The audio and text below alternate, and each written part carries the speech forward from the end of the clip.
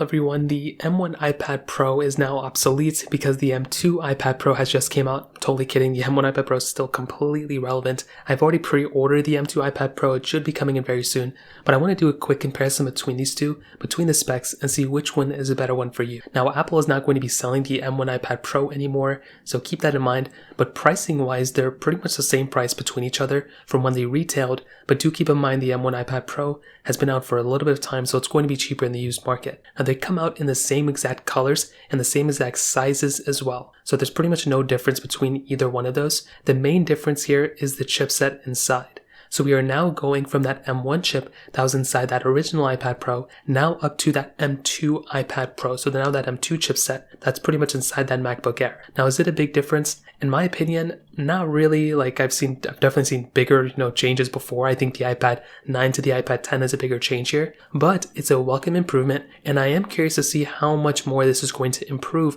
the software longevity on the M2 iPad Pro. You have to keep in mind the M1 chipset has been here since 2020, so I am curious to see how this is going to affect the M2 iPad Pro in that standpoint, in terms of longevity. Now, on top of that, same exact camera setup on the back and same exact camera setup on the front as well. So really no changes there. I'm sure there's going to be some improvements to the post-processing and everything with images, but pretty much the same thing there. We're getting the same USB-C port on the bottom with, Thunderbolt 4 basically, 5G support on both, Face ID support on both. They go up to 2 terabytes of storage on both as well. So there's pretty much been no changes there either. And they both work with the same Apple Pencil. So the same Apple Pencil 2, which is really cool. Now, there is something that Apple mentions here in their release notes, which is Apple Pencil Hover. So I do wonder what that is. That seems like a pretty cool improvement, and I honestly can't wait to see what that is. Now, they both come in the same RAM variants as well, from what I can see. They're both 8 and 12 gigabytes of RAM on both the M1 iPad Pro and the M2 iPad Pro as well. So that is probably another thing to keep in mind,